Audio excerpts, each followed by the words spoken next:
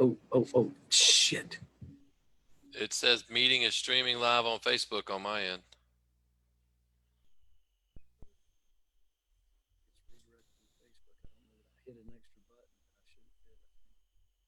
Yeah, there we are. There. Is that window open? Yep. Do you want me to share it? Yeah, if you see it, share it. So start a watch party. Yep. And Julie's sharing it now to my page, my personal page, right? And her page. We'll give it a second.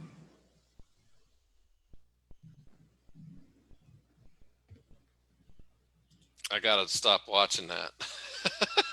Yeah, don't do that.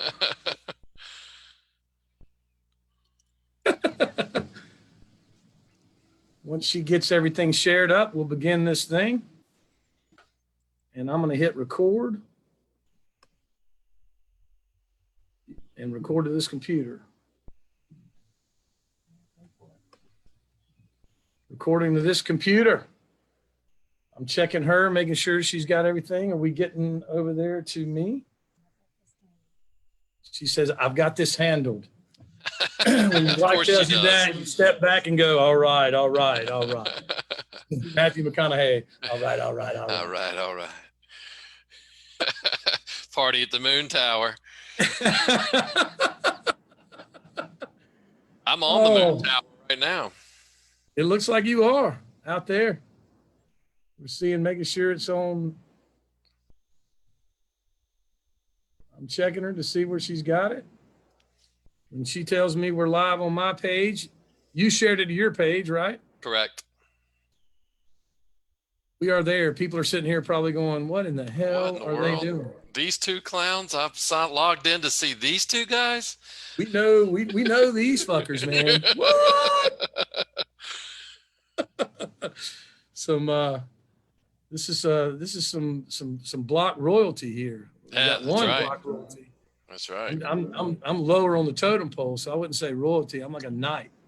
All right. Julie says we're all on. So everybody that's watching, make sure if you got some questions or anything like that, we are live with Drinks with an Entrepreneur from Rusty Chats, hanging out with Michael Barnes up in Mayberry right now. Am I correct in that? Well, currently I'm on the top of Stone Mountain, technically Wolf Rock. But yes, I am beaming in from Mount Airy, North Carolina, which is otherwise known as Mayberry. I think if you head up there, I spent a lot of time up there years ago, and now I actually have a client up there. You ever go to Coach's? As a matter of fact, yes. Coach's is a great little restaurant, and they have one of the best beer selections in Mount Airy. Oh, wow. Yeah, they've Coach's actually is it's actually really good food, for bar food. It's what we really enjoy it. Yeah, they got about 10. He walks in and it's like, Norm from Cheers. They're like, what can I get you? The usual bourbon and ginger. Well, that's what keeps you coming back, man. That's right. That's right. Damn sure. So yeah, I've got about Advanced Tech does about 10 or less, all their restaurants. I think they got 12 or 13 now, so they got a bunch of them.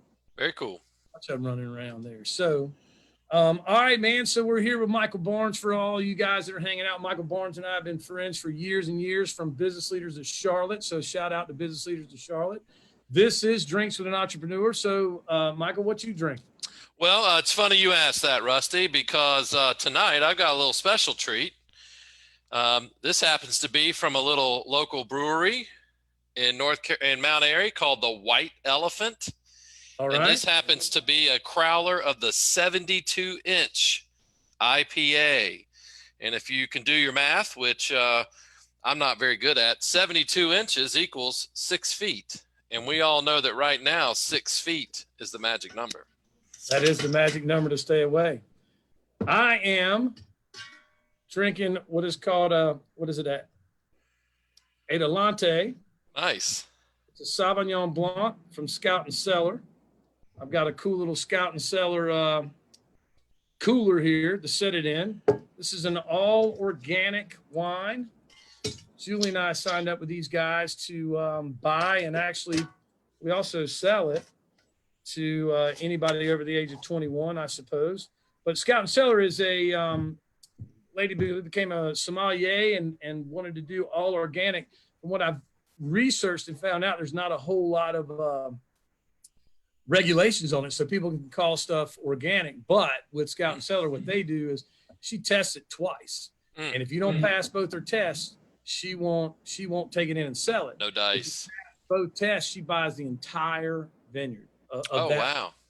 Yeah, so she'll say, "I want it all done. Here's your money," and then she distributes it out. So That's it's pretty cool.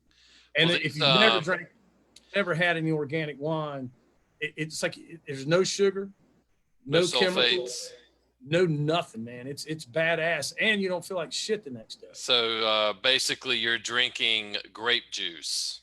But it tastes like wine. It's very sweet. Yeah, these guys at White Elephant, if I can, they've been around since 2015, and they're a bunch of young entrepreneurs too. And they started out as like a beer shop, and then they started to brew.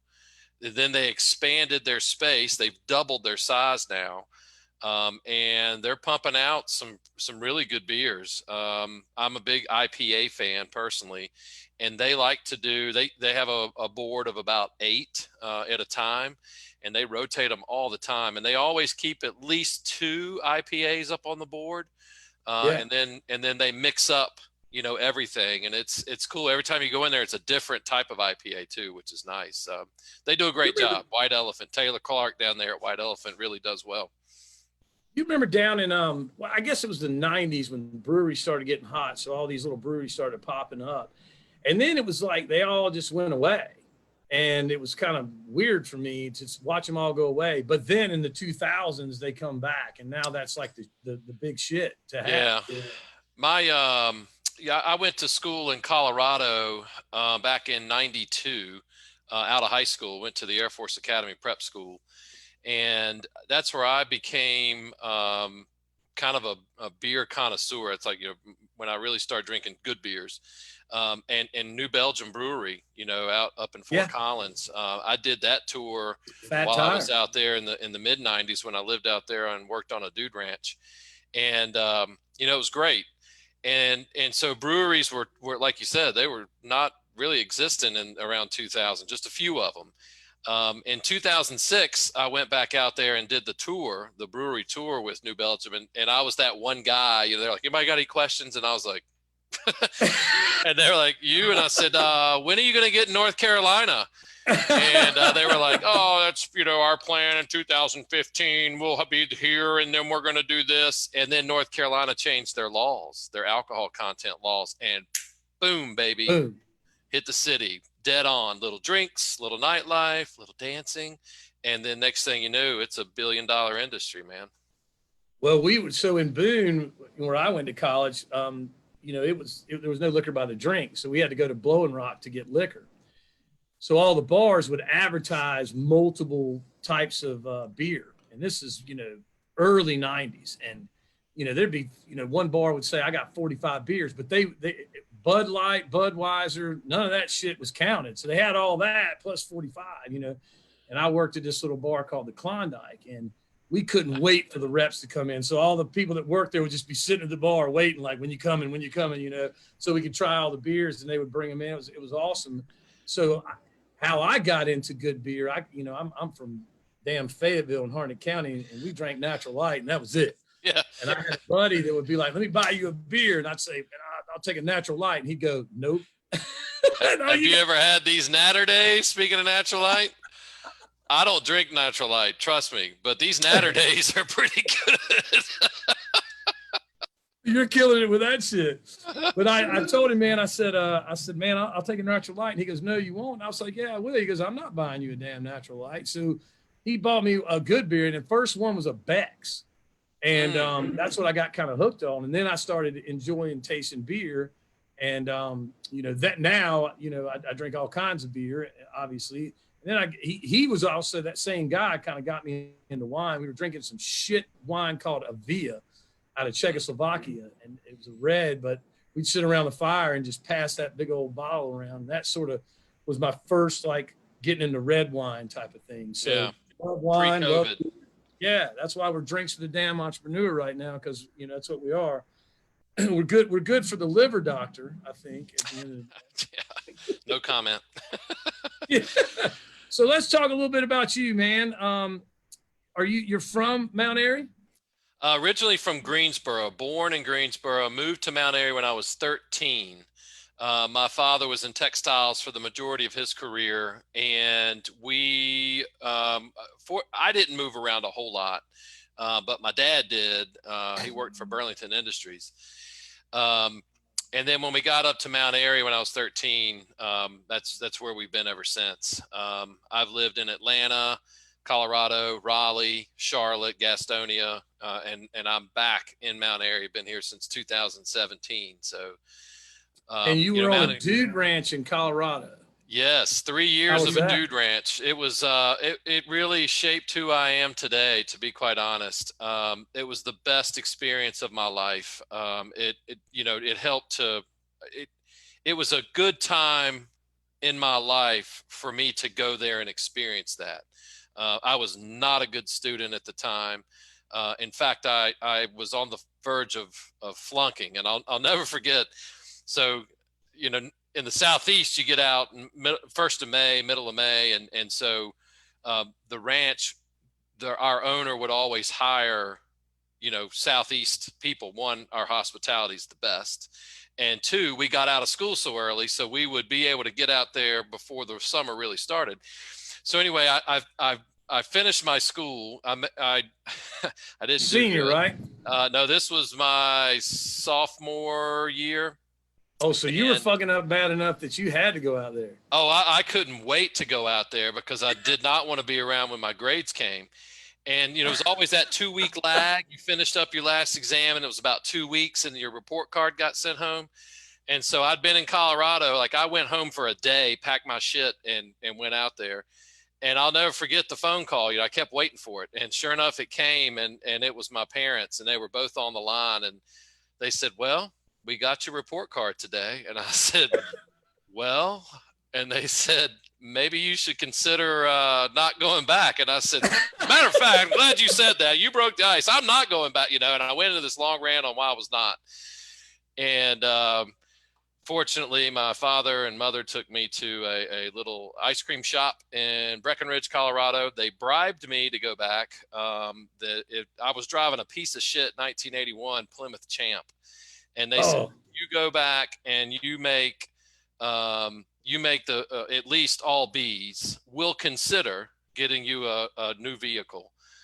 And I was like, "All right, sure. You know, what else am I going to do? I need to go to college." I knew that I needed to go to college. And so sure enough, I did. And I changed my major. And not only did I make all B's, I made Dean's List. And I did not make Dean's List until the rest of my career. I loved my new degree, which was Parks and Recreation. That was in North Carolina State. That's correct. That was from North Carolina State. So I graduated finally after 5.5 years, 3 colleges, and I have a bachelor's degree in Parks and Recreation. And now I collect urine. Yeah. And blood. Don't you collect blood too? Well, right? well, not really. We'll talk about that a little bit later. All right, we'll get on to that. Yeah. So I was 8 years at Appalachian State, I think, before I finally graduated. And I remember, so talk about report cards. I wasn't allowed to make anything below a C, or it was restriction. And it was restriction, can't leave the fucking yard until you bring it up to above a D. And that would be the next report card. I couldn't come home with tests and go, "Look, I did better." It's like, hey, we'll see what happens in 6 weeks, you know? Right. But the worst punishment my dad would do, we owned 20 acres of land, and we always had like wood stoves, no matter how nice as our houses were. But my dad liked having a burn wood stove. So I would come home around report card time, and he'd be sharpening the damn chainsaw. He sharpened it by himself with his hand. He had a big old bow saw. And if I made a D, he would go out to the property, and we would cut down a bunch of damn trees, and he would take that chainsaw and just chop them up into big pieces of wood or whatever. And I remember he had a buddy with him one time. My dad popped open a beer, and he said, "Load the truck, boy." So I went to go load the truck, and it wasn't loaded up to the top of the bed. It was loaded up all the way to the top of the roof, And his buddy went to grab one, and my dad was like, "No, what are you doing?" He was like, "Man, I'm gonna help him." And he was like, No, we don't help Mr. D over there. He said, Mr. D needs to understand. Yeah, he said, Mr. D needs to understand that this is the kind of work that happens when you make a D. Right.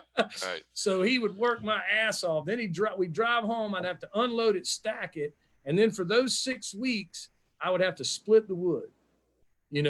Every day I'd come home and have to split the wood. Well, needless to say, that didn't happen very long before I was fucking AB with a couple C's sprinkled there and got into app. And then I was in app. I remember after my 5th year, I called my dad and I said, "Yeah, I'm not going to graduate," and he said, "Yeah, I'm not giving you any more money." I've had that conversation. Yeah, you're on your own. Yeah, and I said, "Well, that's cool, man. I'm good," And he said, "Son, I don't ask for a whole lot." He said, "But you owe me this." He said, "Don't you come off that damn mountain without a piece of paper that says you're trainable." Right. Exactly. Which is, really all an undergrad is to tell someone that you're trainable. Yep. You triggered something there. The best punishment my father ever gave me, I got into one fight when I was in school, one fight.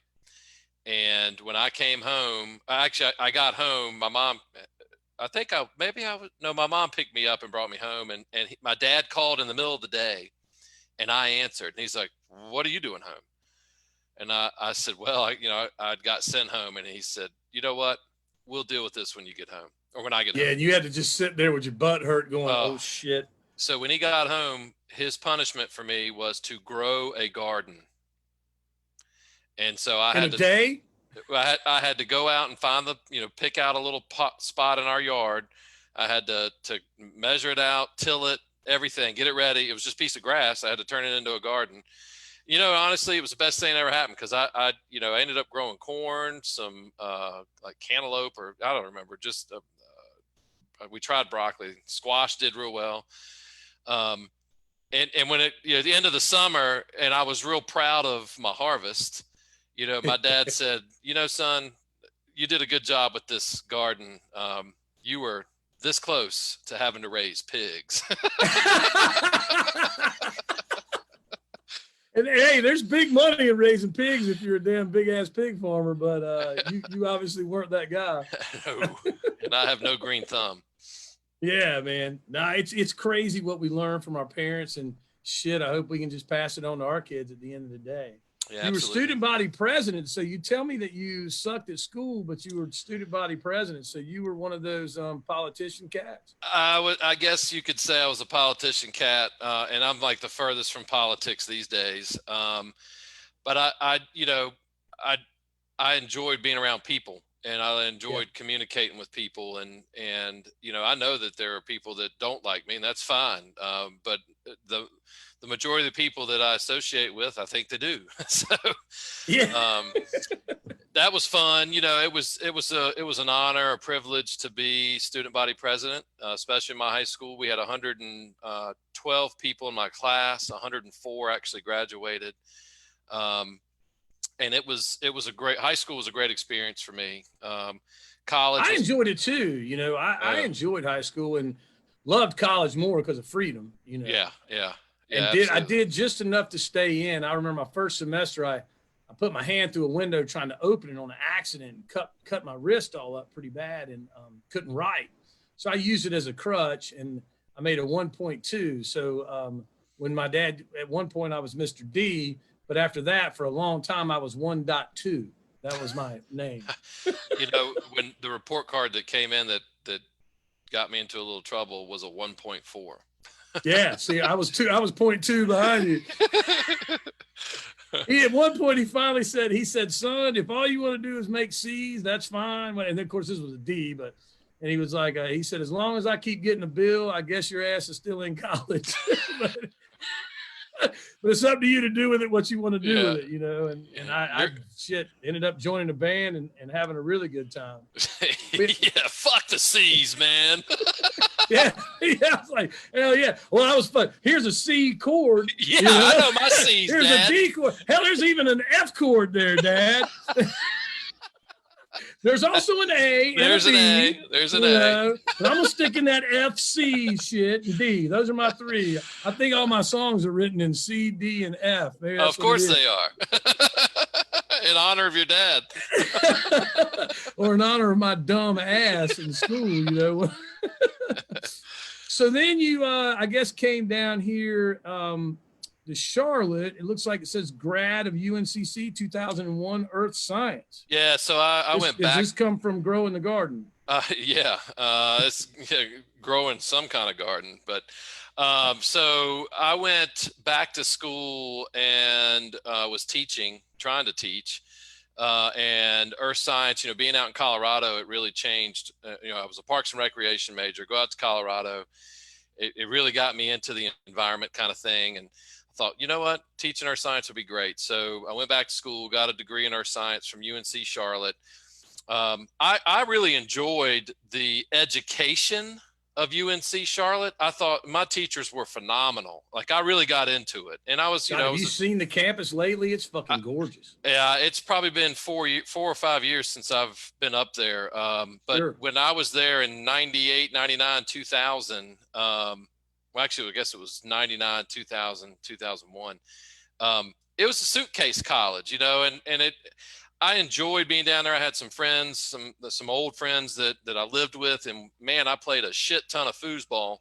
The college environment was different. I was a different person. I had been working. I was back to school for a real reason now, and I was paying for it myself. So that made it really, that made it big. Yeah. So I focused. I was like, I ain't fucking this one up, So, it's my fucking money. That's right. In fact, that's money. Fucking my money. Oh. That's right. That's exactly right. So yeah, UNC Charlotte was cool. Taught for a little bit and realized that wasn't going to work, and came down to Charlotte. I started working for my dad's business. At the time, we were the payment facility. So if you had Duke Power or at the time Time Warner Cable, heater, utilities, all these places, you could come in and pay your bills in my house or in our office. And we had 22 offices from Gastonia up to Burlington, actually Durham, excuse me, Gastonia to Durham. And we managed them for Duke Power. And that was a great gig. I mean, it was a great gig. 22 offices, so he was killing it. Yeah, it was good. And the best part about it is, Duke paid us money up front and then caught us up after the amount of bills that we processed. So we never missed a payroll once. We always had money to pay our folks, which was great. Oh yeah. So it was a really good deal. Did he sell it? Well, in 2003, you remember that big ass winter storm we had in 2003? Yeah. And like it shut North Carolina down for like 8 days or whatever. It was a terrible blizzard. And Duke Power got shit on by, they had so many contract employees that, they contracted everything. And so they caught a really bad rap. And so they spent 2 years focusing on how to change that. So they started bringing stuff in-house. And one of the things they brought in-house was our gig. So, we've been working, my dad through other things had been working with Duke for over 20 years. And we've been doing specifically the payment centers for 11. And in 30 days, it was over. We got a letter September 1 that said, end of September, that's it, you're done. That's kind of one of those having all your eggs in one basket. Yeah. Oh yeah. And so at that point, we had started a drug testing, or he had started a drug testing business, and we had 5 clients. And so we transitioned, and it was my father, myself, and another gentleman who was in the background check business. and we started Carolina Connections, and that's who we are today. We just added a DBA, Unique Background Solutions. So it's almost like he saw the shit coming and started, moving the other way. You know what I'm saying? Trying to find something else to do. Yeah, I mean, I don't. He started the drug testing piece just because the guy that does our background, that joined us, who did background checks, he needed drug testing, and we had already established an account with LabCorp, and so we started selling him drug testing. And then when the shit hit the fan, and we all said, "What the hell are we going to do now?" We said, "All right, let's take the drug testing business and start doing full service with background checks." So we did that, and for 2 years, it was the three of us, and Kelly Jackson, who's been with us since the beginning. She transferred over from the payment centers.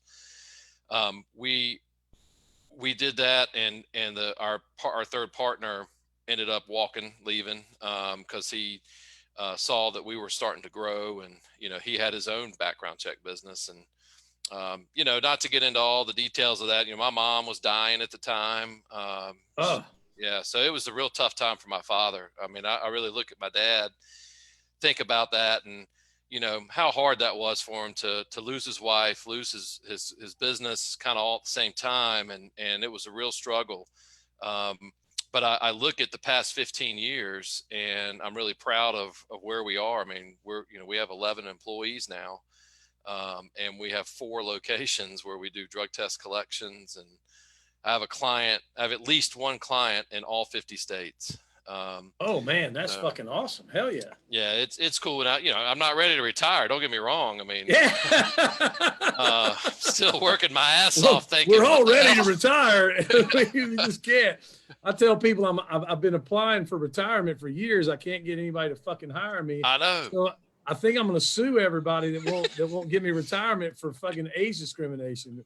You think that's a lawsuit or what? Yeah, it's been a wild ride, that's for sure. And I look at some of the people in our industry, Rusty, that were kind of like me. It just happened. They just started something and it grew, and the next thing you know, they got bought out. There's one gentleman, I won't mention any names, but he was 45 and doesn't have to worry about working anymore. And he's a super nice guy. I really like him. Yeah. And, I think his 2 years of not doing anything, I think it was really a non-compete, but now he's back working. I think I would continue to work just because I enjoy it. I enjoy working. You find a purpose in it. I was talking to a financial planner one time, and I've talked to a bunch of them, and they all have their spiel and whatnot. But this one guy, he brought something to my attention that I really appreciate. He said, let's talk about who you are. He said, you're an entrepreneur. And he was like, so I have to treat you differently when I'm planning for your retirement, because entrepreneurs really don't retire. Right. You're always going to hustle something. You're going to find something, because you would be bored. And I'm with you. I think I would always do something. I mean, I probably have, I've got Advanced Tech Systems and Automation. Julie and I have RMS Tech Spa. Now we're doing, a couple other things that are in the pipeline that we're doing. And I mean, just, kind of pushing some wine to just whatever. It's just cool to have different forms of income coming in from different areas. I think I tell people, back to that, eggs in all your basket. I had a boss up in Boone that ultimately I considered a surrogate father, and he groomed me into this. My family pushed me into entrepreneurship when we had no entrepreneurs. They were military, and my dad worked for a subsidiary of Goodyear. And I remember saying, I'm going to go into the military. And they were like, fuck no, you're not. And I was like, why? Y'all were in the military. Yeah. And my dad said, son, you ask why way too much to be in the fucking military. He was, but there's a place for you, he said. And that is, owning a business. And man, he did some really cool shit with me. I came home one year from college, and he said, I'm going to take you out and I'm going to let you go interview some friends of mine. And I'm going to let you interview 4 people that work for people that make fat money. And this was late 80s. So he's like, here's some people that make 125,000 a year, which was, that's good money now, but it was really good money then. And he said, and then I'm going to take you to 4 or 5 guys that make 70, 75,000, but they own their own business. And he said, you get to interview them, you get to ask them whatever the fuck you want to ask them. He was like, but the answer that I want from you is who's happier. And I was like, okay. And he said, but I don't want you to find out from them who's happier, because they're obviously going to tell you who's happier. What I want to know is what would make you happy. You know, would you be happier working for somebody making $25,000, $30,000, $40,000 a year more? Or would you be happy being an entrepreneur? And at the end of the day, I chose entrepreneur, and I started, you know, my first company in 2002, my second company in, I think, 2007. So, you know, it's just going on from there. And that's that. I think, you know, once you have that entrepreneur spirit, and just like what you were saying with your dad, I mean, you know, you never know. Shit can happen. All your stuff can be gone. I've never, you know, my old boss taught me, don't put all your eggs in one basket. So I've got some huge clients, but I also have multiple. I don't say, well, this one client is going to solve all my problems. You know, they can't feed you for life. Right. Right. And if you lost that one client, you're not shutting your doors.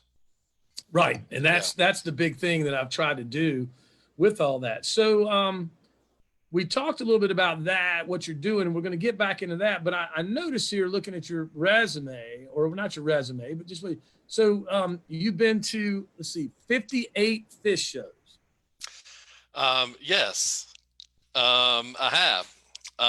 So, you know, 1994, 6/29/94 to be exact, was my first Phish show in Raleigh, North Carolina. They opened up with The Curtain.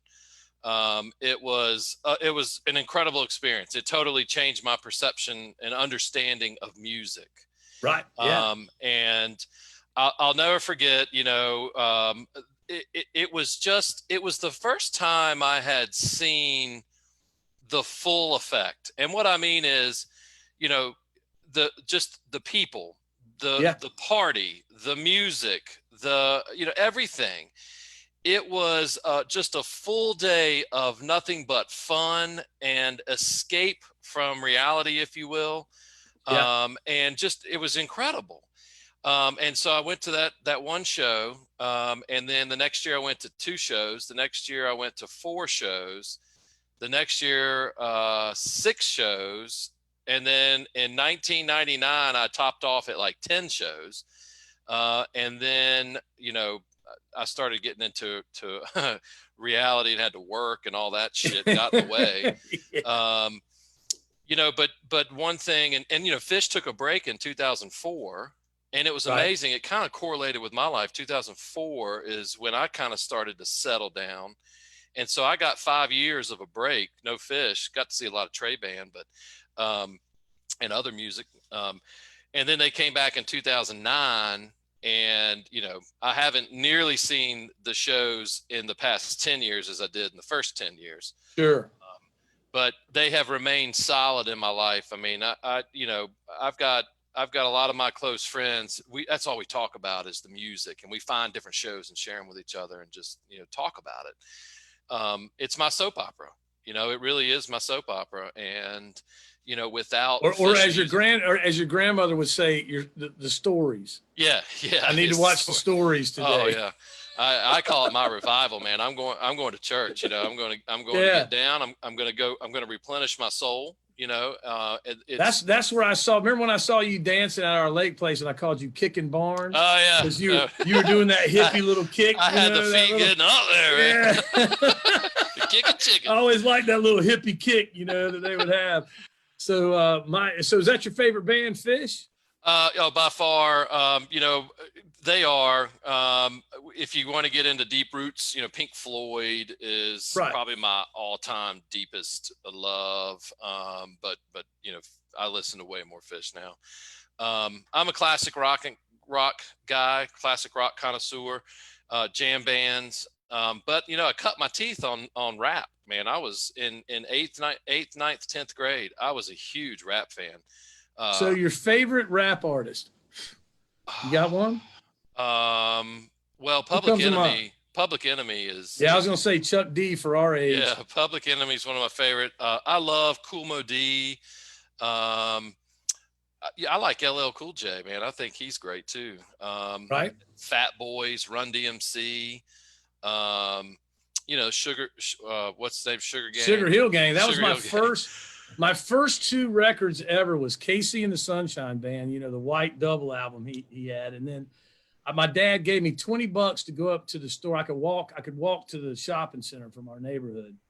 And God, this is late 70s. So I was young. I'm 50 now. So I was born in 69. So I was like, 9, 10 years old. And I went up there and I bought me a pair of Chuck Taylors. And I was never good with bringing home money. I was like, fuck it. If he gave me 20, that meant I was supposed to spend 20, right? That was my philosophy. I still get yelled at that by my wife. She's like, that was 1,000. It was 1,000. You're not supposed to spend 1,000, But I went out there with $20. I bought some Chuck Taylors, Casey and Sunshine, and the Sugar Hill Gang, Rapper's Delight. And I could still rap that damn thing. So yeah, I don't have, it'd be hard for me to say a favorite because I'm, as a musician and touring for 12 years, I was influenced by so many, but jam band basically in that world, the Allman Brothers in that world were probably, I think the Allman Brothers and the Black Crowes, I've seen the Crowes probably 45 times, the Allman Brothers right up in there with that. But man, I've seen all kinds, loved grunge, loved it all. I mean, as a guitar player, I really liked guitar jams. I liked great guitar players because I'm a singer and a guitar player, but I'm not a great guitar player. When I hear music, the melody comes vocally versus playing. And, but I always put badasses with me, and you've seen, my bands, and they've always been with great musicians. Oh yeah. Much better than me. Don't sell yourself short, Rusty. I'm good, and there's nothing wrong with being good. I mean, I also play drums. I played drums for 2 years in a band. I played bass for 2 years in a band. So I get it. I mean, I'm a damn good musician, but I'm not there's a difference between good at a bunch of shit and great at one thing. And that's how that kind of works. But playing all the different instruments allows me to, form a song, build a song, write a song, and also look at the guys and say, hey, I'm hearing this, Yeah. But I don't know what, the Allman Brothers and the Black Crowes live probably were the ones that, Lenny Kravitz was amazing. Oh, yeah. My favorite, still to this day, my favorite show, but there was some things going on in my body to help me enjoy this show so much that it was organic, but it was Paul Simon on the Rhythm of Saints tour. On a side note, right now, you can test for psilocybin, but it's not a part of any standard drug test. So good. So I'm good there for life. So for all you hippies out there, you're good. That was off the record. Michael Barnes is going to teach you how to get away with it, But that was he was probably the thing that blew me away. But I fell in love with music and I fell in love with live shows. So let me ask you this: what's your favorite venue to see a show? Any show? Wow. All right. So 3 popped in my head as soon as you said that. All right. Red Rocks. I've been that's fortunate my favorite. to see a couple of shows there. I saw Fish out at the Gorge Amphitheater in George, and that's in Washington, right? Yep. I've not been there. That's my next. Man, it's unbelievable. But probably my favorite little place is called Mishawaka. It's up on the Poudre River, outside of Fort Collins, Colorado. So off the Cache La Poudre River. Yeah, it's a tiny little hole in the wall shithole kind of place. But man, they have great music. They allow you to camp, and when you're camping, you're right off the side of the road. So if you take one step, you're in the road kind of thing. So you got to be real careful driving through there, or you're going to take out a couple of wooks. I whitewater rafted the Cache La Poudre one time. Nice. I did the Arkansas as well. So I've been to Colorado a bunch. It's my favorite state besides North Carolina that I've ever been to. Anyway. I agree, Rusty. It's my favorite state next to North Carolina. I come home from there. I took Julie one time so far, and I pouted for 2 weeks. And she said, "We're not going back to Colorado if this is how you're gonna act when you get home." Because I missed it so much, I have not been back. I'm ashamed to even say the last time I was in Colorado, and I've got a lot of really good friends that still live there. It's been way too long. But I wanted to share one of the biggest musical regrets that I have is I never saw the Allman Brothers. Oh, wow. Never saw them. Really? Yep. The cool thing about them to me was there were nights they were fucking on and there were nights that they weren't on, and I think that's part of jam band. I think that's sort of part of, you can go out there and play the same song over and over again, exactly the same. But the cool thing about jam bands is it's like, we're going to take liberties and we're going to go somewhere with it.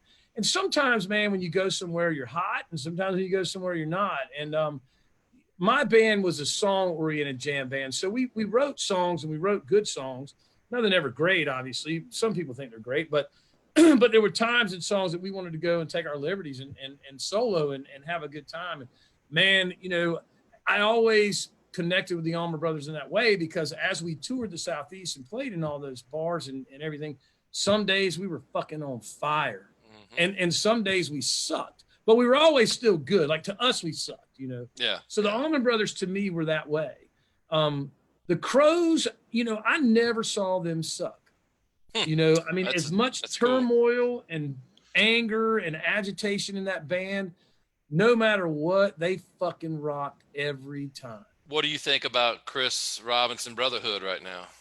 I love the Brotherhood. The guitar player died, and I think that's probably going to end. Oh, really? I didn't know. Damn, because they were. Yeah, and he played with a lot of people, and he was a badass. And him and Chris were tight, and he killed himself. So, sad. And it's funny because musicians, we're all turmoiled like hell, and a lot of people would say, "Oh, he's rich, or he's got this much money." And I'm like, listen, man, part of the reason why he's so damn creative is because he's fighting all kinds of demons within himself or herself, And I know that for a fact because that was me, and still is sometimes, So you take it out, you take the music, and the music keeps you there. But we've watched so many lose their lives or take their lives in the last 5-6 years, between deaths of being old age and hardcore drug use for such a long time, or taking their life. So it's been tough, but I like the Brotherhood. I'm interested to see the new Crows.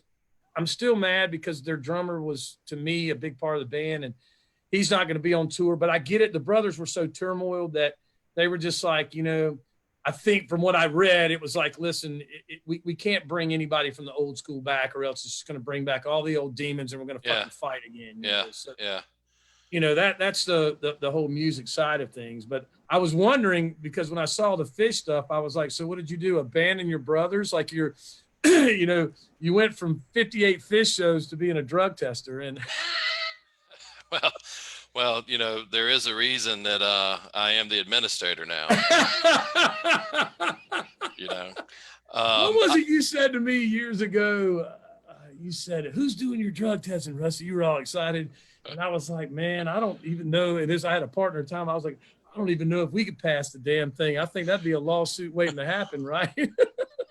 So, one of the funny things about my job is, over the years, I have received, I'll just say, a lot of phone calls. Hey, Michael, so I've got a friend. Yeah, asking for a friend. They need to know if they were to have smoked a joint last Friday night and they got to take a test next Wednesday, are they going to be positive? And I'll just say, okay, so how long have you been smoking pot? And are you an everyday pot smoker? And so let's talk about that, man. Let's talk about that. So, obviously most companies are testing for marijuana, cocaine, any kind of oxycodone or whatever. So what's the main thing that you're looking for? Yeah, so it's a really good question, Rusty, and I'm glad we can educate the good people out there watching. The drug addicts. Your standard 5 panel is, cocaine, THC, amphetamines, methamphetamines, maybe separate or maybe tied into the amphetamines. Opioids, right? That's huge right now, right? It is, but we'll come back to that because there's a big misconception. And then, unfortunately, PCP is still prevalent enough. DOT still finds anywhere 1% to 2% positive rates for PCP. So PCP is still out there. What is PCP? Let's hear that. I can't pronounce the phenocyclidine. No, I got that. Yeah. But what the fuck is it? Like, I mean, that's some 70s, 80s shit, right? Oh yeah, that's the kind of shit that makes you want to jump off bridges because you can fly, and while you're flying, you feel like eating the pavement, and you just, it's bad stuff. I mean, really, Right. It's really bad stuff. It's a mixture. Like when I do my presentation on it, I just say it acts like a hallucinogenic, but it's not. It acts like a stimulant, but it's not. It acts like it's a depressor, but it's not. So you get every, realm of potential feeling, and it just fucks you up. It's nasty stuff. But those are your 5, main panels. And then when you get to a 10-panel drug test, you're looking at more of your prescription medications, right? Barbiturates, benzodiazepines, methadone is really popular. The opiate category, to test for opiates in your standard test, you're testing for heroin, you're testing for codeine and morphine. Okay, that's it. So all your oxycontins, hydrocodones, hydromorphones, oxymorphones, They all land in there. They don't land in there. They land in the expanded opiate panel because they're all synthetic. They're all synthetic opiates. So when you do a drug test and you want to test for those things, you have to ask for an expanded opiate panel. And so a lot of people don't realize that. DOT in 2018 finally changed their test, and they've included the expanded opiate panel in their DOT test. And so more people are aware of that now because everybody follows the DOT when it comes to drug testing. So why is that though? Like, so here's my question. I think the people that are watching would want to know. So in college, for instance, we would talk about, well, reefer or pot only lasts so many days, and from what I understand is you have to pay more to test more or to go deeper. So when you said you got your 4 or 5 panel and then you got your 10 panel, does a company have to say, for me to test the 10 panel, it costs more or it's more extensive, or what does that mean? So 5 panel means you're testing for 5 drugs. 10 panel, you're testing for 10 drugs. So naturally it would be more expensive to do a 10 panel because you're using more, actual product and testing for those different drugs. Time limit history, your drug testing window, that depends on what you're testing: urine, saliva, hair. So saliva by far is the shortest window of detection. Okay. I could smoke a joint tonight and then be tested Friday afternoon, and maybe I don't get busted. Right. It's usually 24 to 36 hours depending, and it's getting better. It's actually there's a whole other reason saliva is very popular today. Urine, the most popular and the gold standard in drug testing, it's by far the biggest bang for your buck. It's still the least expensive. But in urine, you're anywhere from 2 to 5 days, depending on the drug. And then THC kind of can skew that, because if you're a heavy pot smoker, THC bonds to your fat cells. And so THC, and here's the thing, all these, all those people that like really good kind bud, where the THC levels are much higher, right? Right. Well, unfortunately, that's going to cause it to stay in your system longer, and so we're seeing now upwards of 60 days that that THC, when you're talking about some pot that's 45 to 50% THC, I mean, that's fucking ridiculous. That is the kind of shit that makes you jump off bridges, right? I mean, that's getting you high. That ain't your daddy's pot anymore, That's not that old swag weed from the old Gaston County dirt weed. So 60 days. And that upwards of 60 days. Now the majority, and that's some serious pot. the majority of what you have is about 30 to 45 days. If you're a heavy smoker, that means you're waking and baking, you're every day. But for the casual pot smoker, it just depends. Do you exercise? Do you drink a lot of water? The best way to beat a drug test is don't do drugs. But yeah, no question there. Yeah. So let me ask you this. So I've heard people say right before a drug test, I drank a gallon of water, which will damn near kill you to try to drink a gallon at one time. Yeah. And they say they passed the test. Is this bullshit or is it real? So, so they could easily, well, I won't say easily. What happens when you drink a bunch of water, or you take Golden Seal, or you ingest something into your body to try to mask the drug test? It throws off your pH balance, your nitrates, your creatine, your specific gravity. Like water, drinking too much water throws off your specific gravity. Every human has the same range of these things I just mentioned. And if you're outside of one of those ranges, then a red flag goes up and says, hey, this has been adulterated, And so, depending on your company policy, so that's something that everybody should look at, is if you have a negative adulterated test, do you count it? So it depends. I know several people that drink a lot of water before they've gone in, whether it's been on purpose or whether it's been on accident. Same result. It's a negative diluted, or positive diluted. That's the worst, when you try to beat it and it comes back positive, but it's diluted. Yeah, so it's like this fucker was on it. Yeah. It's like that guy that came back. He had 10,000 nanograms of cocaine, right? 10,000. To be positive, you only have to hit 150. So you had a guy hit 10,000. He must have been in a bathroom taking key bumps, and the shit went into his, cup. Because 10,000 nanograms.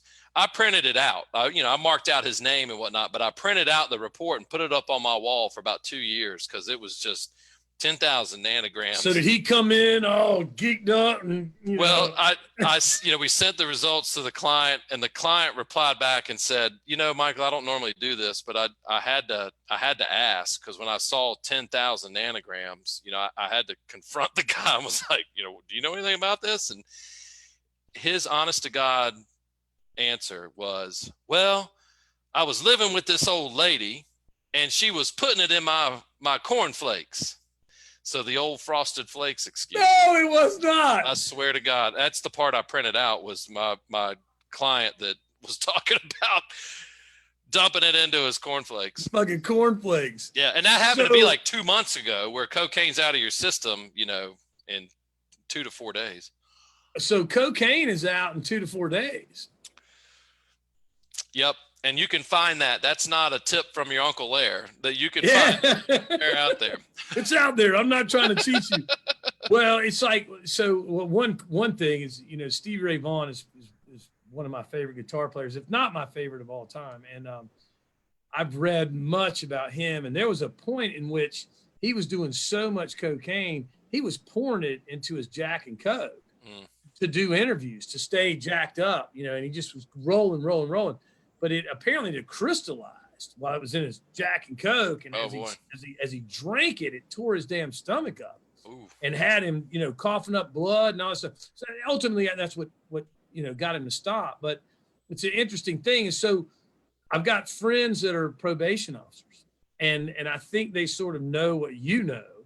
And there's always the guy that comes in and tests with this high ass level. And he's like, I was just at a party when shit was smoking in secondhand. So tell me about this secondhand shit. That's the the next argument is like, oh, I was just there.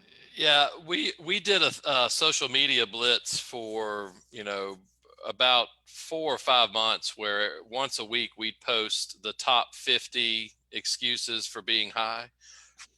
Things from like, it was in the wedding cake, to I was in a wheelchair of a guy who had just smoked a joint. So it crawled in his ass or something. Yeah. It was on the wheels. And secondhand smoke is always the number one. I'll be honest. I've seen studies where they put people into a chamber and blew smoke into it. So for 2 hours, all you did was breathe secondhand smoke, and it barely registered. Yeah. So that's bullshit then. And the thing is, with occupational drug testing, they have cutoff levels. So you're allowed X amount. And honestly, you're allowed 50 nanograms. And that was going to be my next question is like, how far, because I think, and I'm sorry to cut you off, but I want to get this question right. How far, it's almost like dig down in, how far do they dig deep before they say this guy is, Yeah. So problem? Every drug has a cutoff level. Marijuana's is 50. The thing about cocaine is you're allowed up to 150 nanograms, and then it's positive. So you're allowed of all substances, everything.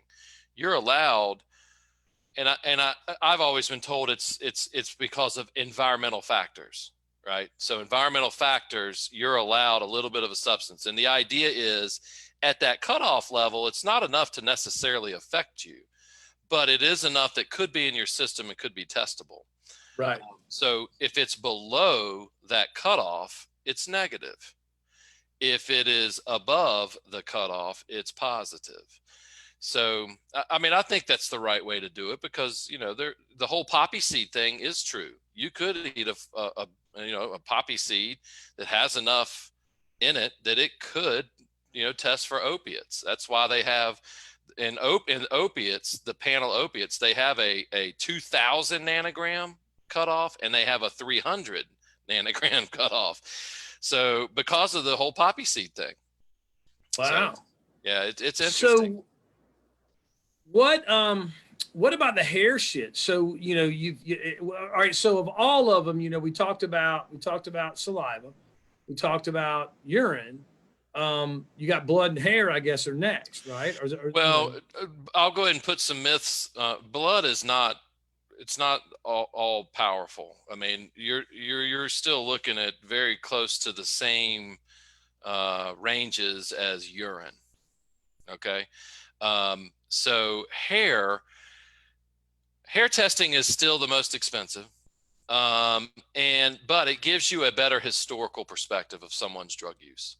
So give me an example of what that means when you're pulling hair. So when you do a hair test, you're getting a 90-day window into someone's past.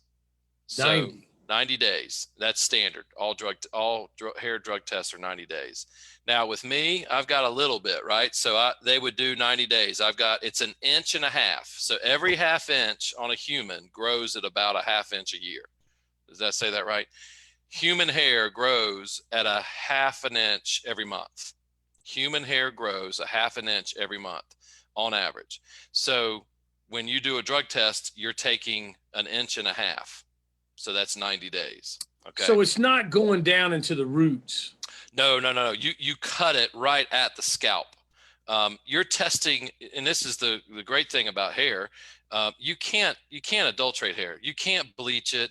There's so much shit on the internet that says do this regimen and you'll pass every time. Now, look, I'm not going to sit here and say that there's nothing that works, right? I'm not going to say that, but I've never seen anything work. And I've had people come to me and say, man, I spent $600 and the shit burned my head every night I did it. And, I still didn't pass. Well, of course you didn't. Right. So bleaching and shampooing and whatever, it's burning the hair, and they're testing the inside of the hair follicle. So the shaft of the hair follicle. So it's what's inside of that. Now, here's the thing about hair testing. So if I smoked a joint today, it would take anywhere from 7 to 10 days to reach my hair follicle. So you do have a lag time. So where that knowledge is important is in a custody case. Attorney calls and says, hey, we need to do a test on one of the spouses because there's drug implications. All right. So did they do drugs yesterday or did they do drugs 2 months ago? And so you need to know that kind of information to make the right decision on what type of drug test to do. So in a custody deal, they would probably go with hair more so. Oh, courts typically always go with hair unless it is something very recent. And still, judges don't necessarily know that. I try to spend a lot of time here in Surrey County and Stokes County, educating attorneys so that it can get to the judges. Judges are they're amazing people, number one. Number two, they do a lot of research on their own, but sometimes they're just not always up to speed on everything as it relates to, because there's so much shit to know out there, right? Oh yeah, well they can't be experts on every fucking thing. Exactly. They're highly intelligent people on the law, but then Yep. they still need experts. So that goes to another question. So let's talk about this. I mean, a lot of people think that you as a drug tester, the immediate reaction from my crowd back in the day and your crowd, your fish crowd, my Allman Brothers crowd would be like, fuck this fucking guy. He's trying to get me busted for marijuana. So I have to go to jail or I can't get a job. But, so let's talk about where all this, how many different places really, would test. So let's go into that. So we know jobs, right? We know court if you're a criminal and you've gotten, but let's touch on that a bit. Probation. If you're on probation, you get drug tested. Some states have enacted food stamps. If you're on welfare or some type of government assistance program. Now that's not very widespread and it's not very popular, obviously. Right. But it's out there. But it's out there. Another one would be specific licensures that you want to get. If you to get a specific license for a professional, like to become a doctor or an attorney. And I'm not saying those specifically. Right, but just it could be a driver's license or a CDL or. Oh yeah, CDL. Yeah. I mean, DOT is by far the largest. I mean, 6 million truck drivers, not to mention all the other departments of DOT. So there's a lot of reasons for drug testing outside of just occupational. Well, here's a huge one. Shit, pain management. So doctors prescribes you Suboxone, right, which is the right now the miracle drug to wean you off of opiates. Excuse me. If you cross-react Suboxone with specific drugs, it'll kill you. So pain doctors have to drug test all their clients because they got to make sure they're not taking specific drugs, which will cross-react and kill you. So that's a very popular one. Yeah. So so I guess basically what I'm asking is tell me your clients, not your clients' names, but the different clients you have. So doctors, DOT. So we do a lot of DOT testing. The majority of what we do is non-DOT pre-employment, random drug testing. But we have a DOT presence. We don't, most pain managements, I may sell them drug cups, but I don't necessarily do the drug test. They do it. But the majority of what we do is occupational. I don't have much outside of occupational, to be honest. Probation, that's typically at the state level. And believe you me, I've tried to get that contract, but that's politics. Well, government contracts can be great and they can also suck. Because your margins are shit. And you work your ass off for it. They beat you down to shit, and you got to do so much from there. It's this. I've always said this. It's like a dog chasing a car. What happens when that damn dog catches the car? What's he going to do with it? Yeah. Now you got it. What the fuck? Yeah. What are you going to do now? There you go, big boy. You're aggressive as shit, man. You run fast. You're smart. You caught that motherfucker. What are you going to do now? Yeah. It's still a fucking car. It's bigger than you. But and he's doing 45. So what other things do you do though? So, I mean, for me, I remember, all right, so for my business, we have to, we have to be, we have the background. So we talked about the drug testing. So you're the name of your company is, Universal Background. Unique Background. Unique Background. I'm sorry, Unique Background. And so unique background. So it's not all drug testing. No, It's also no. background testing because Right. if I have, so for me to hire somebody in the security business, I've got to make sure that the state makes me get a background check on them and a criminal background check. And depending on the employee and where they're at in the company is how far they go back. So you've done some background checks for me. I remember you background checked me and you were like, all right, so after this particular year, we're not going to send that in because they only wanted 4 years and they only wanted 7. So, well, and Rusty, I haven't received your bribe payment in a couple of years. So, this might be the time that I need to go ahead and tell everybody. Yeah. You tell us all. Well, so let me tell you about Rusty. Here, let me share my screen real quick. Hold on a second. No, fuck, stop. Cut it off. Cut it off. So you're right. Drug testing is half my business. The other half is background checks. Most common background check is a criminal search. And criminal searches really breaks down from, federal criminal searches, which means the United States of America versus Michael Barnes. And you search the federal court districts. It's a totally separate thing. National criminal, which is probably the most popular and most misunderstood.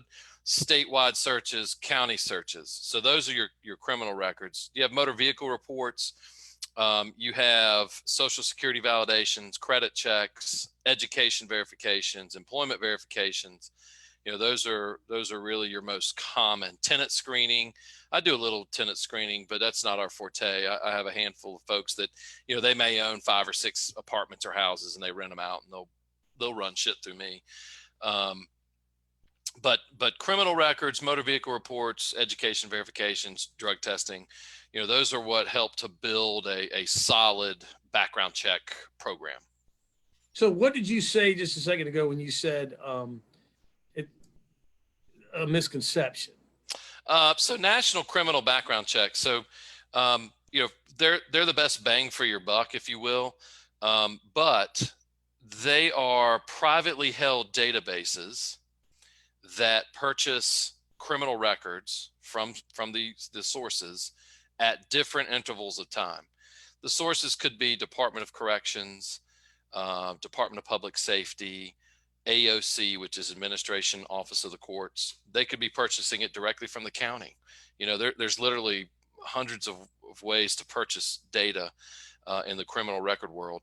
And so the reputable companies will buy this data at the most, how do I say it? The best interval of time. So North Carolina sells it daily, so you can buy it daily.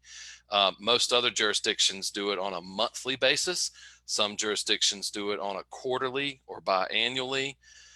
So you could run a background check and somebody may have committed a crime 4 months ago, but if that jurisdiction only sells their data biannually, you might miss it.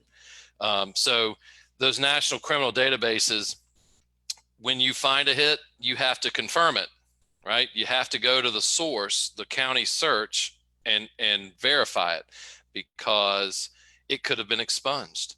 And so there's just the lag time and everything that happens in the systems.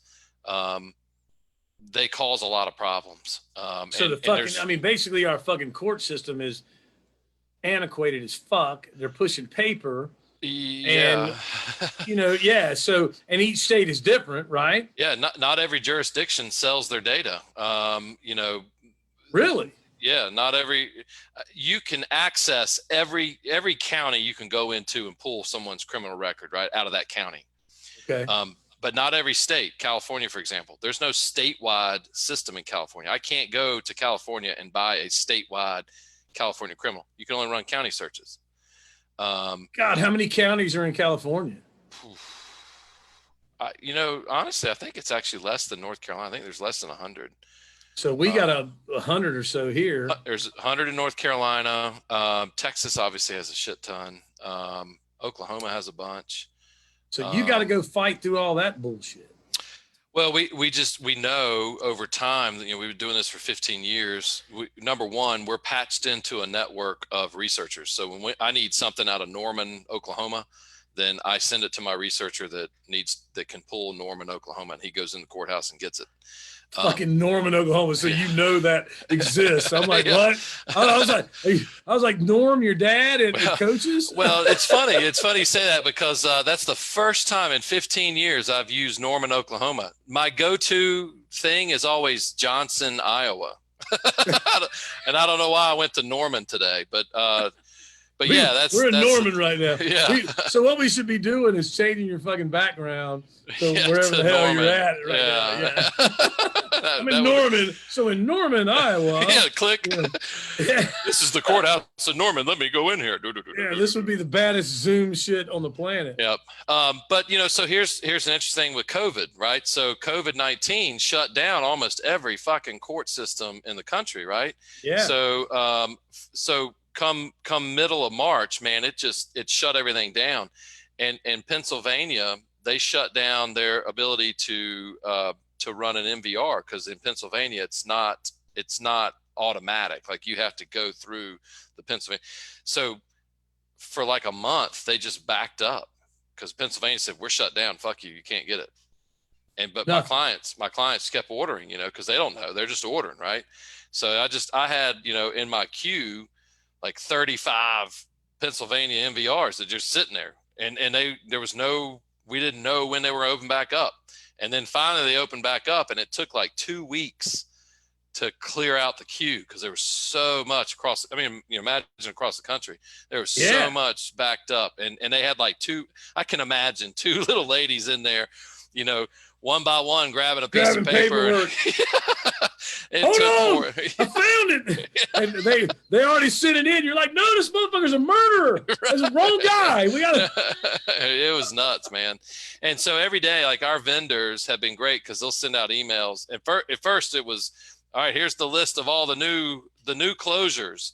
And now here's all the list of the new openers. And so, you know, we went to a point where, you know, it seemed like half the counties were shut down. Well, it was all the counties that are not electronic. You know, half of your counties, you can go online and search their county, right? Right. And the other half, you have to actually go into the courthouse and hand a piece of paper to somebody and say, I want this. So how do you fucking deal with that shit? That's my network of researchers. So I've got one main company that I send it to, and then they have, you know, 5,000 court runners. But over the years, I've learned the pockets that either I have more business in and I want to go more direct. So I'll contract with a court runner in that jurisdiction myself versus going through. This is like a maze, you know. Oh, it's unbelievable. Like, it just keeps going, you know. Yeah. So like, well, you think about, so what you're saying is if a cat in California was, let's say I moved to California, they got a damn research Stanley fucking County in North Carolina, which is where I live, you know, and it's like, where's that little fucking place at, you know? Well, in North Carolina, though, so they're not online per se. They're not on the World Wide Web per se. If you go into a courthouse in North Carolina, yes, it is a web-based system, and you can now search all 100 counties in Stanley or Surrey or Gaston. Used to not be that way. But their statewide system is still probably the oldest system. It's an MS-DOS green screen system. North Carolina. Yeah. Shit. But they update every day. So whatever happened today at 12:01 midnight, or you know what I mean, 1 minute into tomorrow, Friday. Yeah. Everything from Thursday in all 100 counties gets uploaded to the state's mainframe. So North Carolina has that going for them, but it's an MS-DOS system. Yeah, they're still in that mainframe stuff. So I know friends that are programmers in the mainframe world, and they make a fucking fortune. And why they make a fortune is because it's so hard to get off of it. Yeah. that you got to have people in the background that can still do it for you, and to move your whole world, so an entire state to get off of it. It's such a big number that it's like, well, we'll just keep paying people to keep dealing with it. Well, it's interesting. So North Carolina actually they paid to have it webinized, if that's the right word. And it's a good word. Yeah, sounds like an album name. Yeah.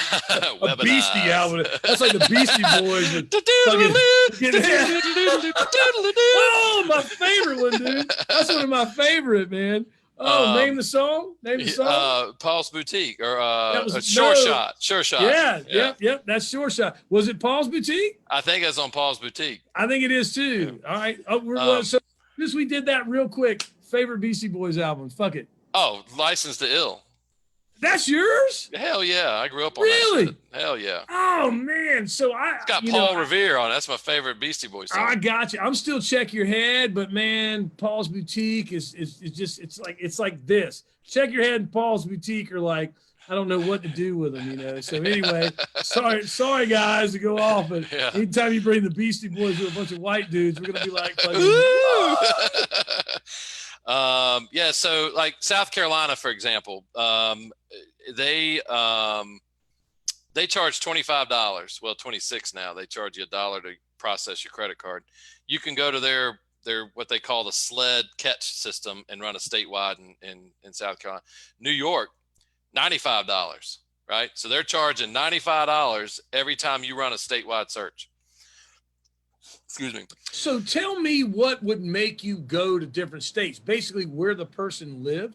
Yeah. So if I have a client in New York, you know, and they want to run a New York search, then that's why I got to run New York. Or if you had a client here in North Carolina that a guy lived in New York. Yep. So a lot of people will say, look, in our background check, we want you to go back 7 years in their address history. And so every county or every state they've lived in for the past 7 years, run that jurisdiction. And what kind of shit does that cost a company like mine? So let's say I came to you, and not Advanced Tech, but just any company, and said, I've got a guy, needs 7 years background check. What would that cost me for one person, roughly? I mean, you know. Yeah, it truly, it's hard to answer that question. I mean, I'd love to sit there and say, oh, it'll be $29.95. But it depends. I mean, how many places has that person lived? Have they lived in New York? You know? Yeah. So how we base our pricing is we say, all right, you know, we'll do this package for $29 plus any state fees. So if they've lived in New York, then, you know, that fee is a pass through. We're not making money off the fee. We're just passing that through. Fuck that. I'd make some money on that shit. I'd be like, well, New York's 150. Yeah. Well, I mean, some people do that, but no, I know. I'm just fucking with you. Yeah. So, all right. So that's your background. We've gone through the damn blood, the saliva, the hair, you know, shit, man. Anything else that you think you want to, as far as your business is concerned? Here's what I want to know. I want to know why the fuck I call Michael Barnes instead of ABC. Well, number one, I'm a music lover. You got all sexy with your face there. Blue eyes all popped out and shit. Women just started, look, we got damn hearts are running all through the damn, but anyway. What makes you, what separates you? I mean, is there something that separates you? I mean, we all know, hey, I'm the best service. Hey, so like when you go to business coaching and like I did, and it's a hard fucking thing to do as an entrepreneur when someone says, why do they come to you, Rusty, for security and audio video versus someone else? Yep. And your immediate response is, you know, better service, I'm a good, you know, whatever. Yeah. But you know, that's tough shit. But you know, so what separates you? Do you have something, or do you think? Yeah. So for us in our industry, there's no real secret. You go to a jurisdiction, you pull the information, right? Right. So for us, the difference is we listen. We do not put our clients into a specific box and say, all right, you want a background check? Here's what you got to do.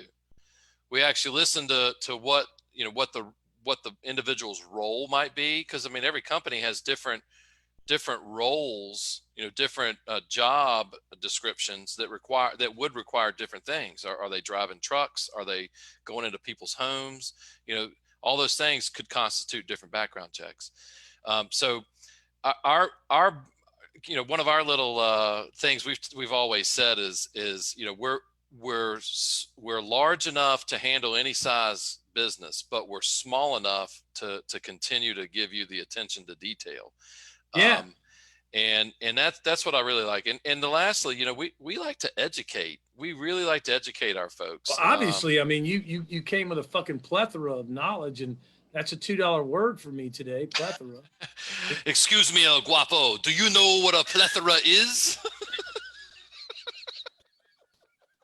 I do not think you know. Is that a band? I thought they were called fucking Pantera.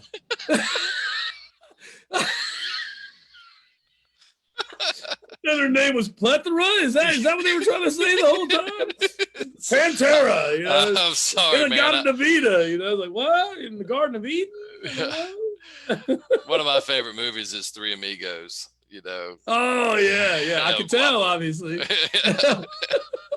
It's a mail plane. It's a mail plane. How can you tell? Did you see its little balls?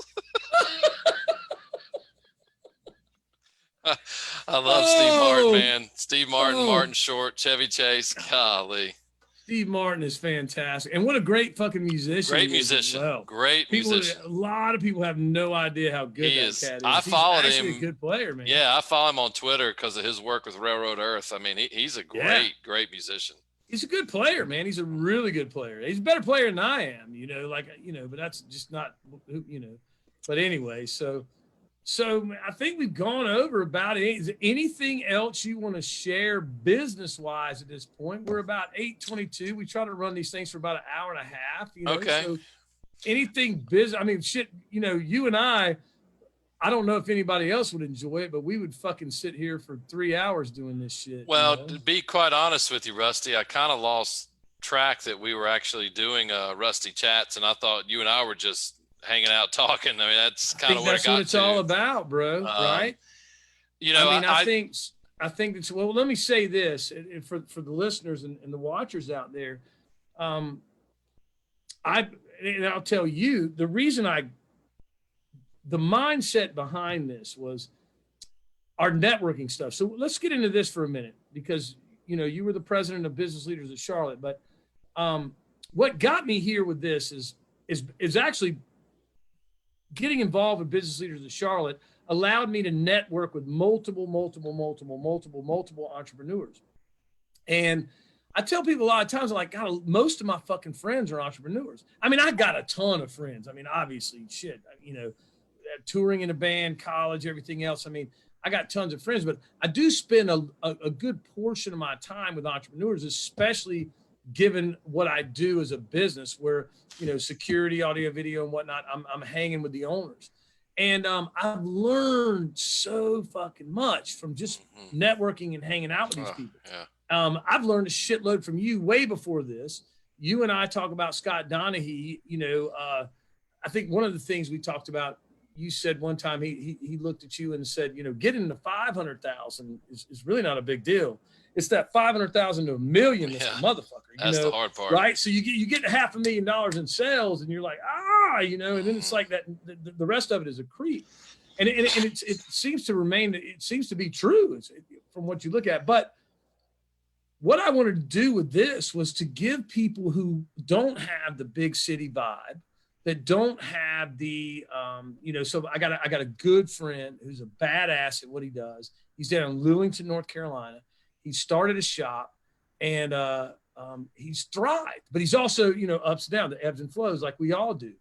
But I think about him a lot because we used to talk a lot. We used to do, Drunk Dial Wednesdays. So let me go with that real quick. A Drunk Dial Wednesday to me was all my friends spread out all over the United States from college. And we would hang out and watch basketball, football, baseball, whatever. We'd go to the bar and bullshit. We all fucking moved, got married, had kids, whatever. And it's like, and DUIs, we can't drive to the bar and whatnot. So it was like, shit, I would call my buddies on Wednesday night at 5 or 6 and go, let's grab a beer, let's bullshit, you know, before the video shit would be. And the cool thing is their wives would answer and be like, he's waiting on the deck with a beer, ready to talk to you, you know? And the cool thing for the wives is he's not fucking going anywhere, right? So he's just gonna sit there and get drunk with Rusty on the phone. Yeah, so that was right. Drunk Dial Wednesdays. Right.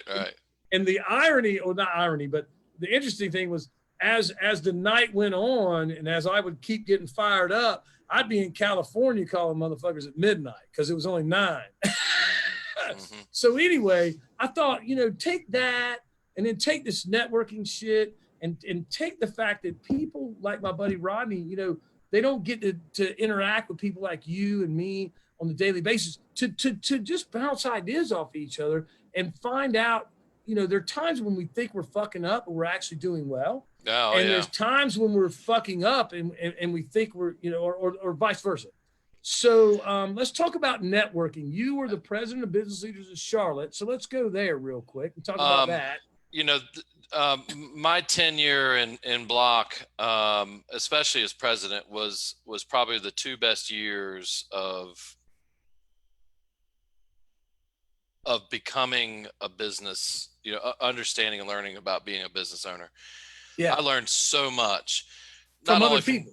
Yeah. I mean, not only from just having to learn how to run a nonprofit organization, because that we had just become a bitch nonprofit within itself. Yeah. Yeah. But the amount of access that I had to you, to Scott, to Justin Lowenberger. I mean, you know, just Mike Waite. Love Lowenbrower. Yeah. I mean, all these wonderful people. Waite's awesome. Yeah.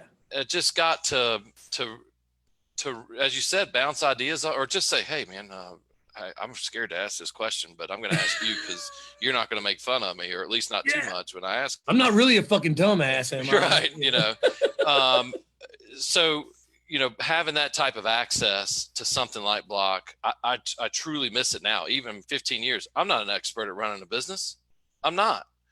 I'm an expert at what of my industry, right? I know my industry. Running a business is ever evolving. You can never stop asking questions, and you never can stop learning. Yeah, you can never stop learning. You can never, if you feel like, well, I've got this shit under control, then you need to get out, right? Yeah, your shit's about to go down. That's right. That's right. So you're always on pins and needles. Like your dad, for instance, your dad was rock and rolling at Duke, everything boom, and then pow, out of nowhere. So, yeah. You know, you said something very early on tonight, and you know, there are many reasons to become an entrepreneur. And I liked what your dad made you do.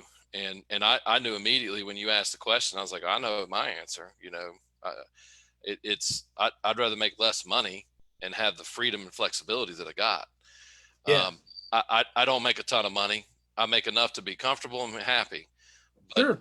But I've got freedom and flexibility, you know, that most people don't. And I don't take that for granted, you know. No, time's the most precious thing we have, right? And I try my best to always work hard. Like I truly do. And to be an entrepreneur, you know, you have to do that. You can't stop. You said that too. You know, you don't ever stop as an entrepreneur. Even you're on vacation, you don't stop. You're always selling. You're always working. You're always thinking. You're always dealing. Yeah, man. So we'll be out on the boat, and hey, I'll give you a quick. I got the phone will ring, and I'll say stop real quick, and I'll look at everybody, and I answer the phone, and they go, "What are you doing?" And I'm like, "This is why we're here." Yeah, right. You know? That's right. I answer this phone, motherfucker, and we have a boat to ride. You know. So go ahead. I got to tell you, because I told my kids have been with their uncle or their cousin, excuse me, my nephew, and they have arrived. So they're ready to go. Right. All right. So man, we'll wind this shit up. Listen, we'll wind it up. We'll bring you back. No question.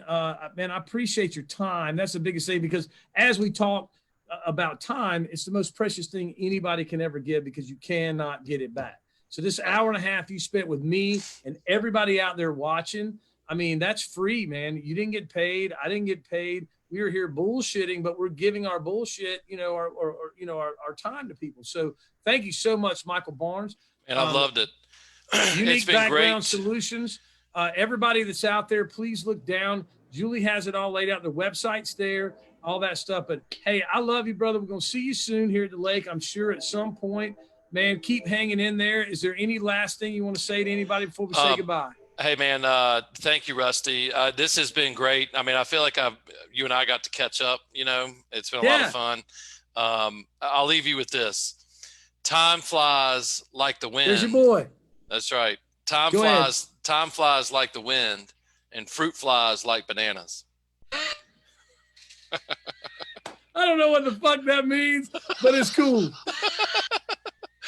All right, brother. All right. Thank Love you you, for Michael having me, man. Barnes. Thank you so much. Hey, everybody, Drinks with an Entrepreneur. Next Thursday night, we'll see you again. Have a great time. Thank you again for your time, Michael. Love you, bro. See you soon. See you, man. Later.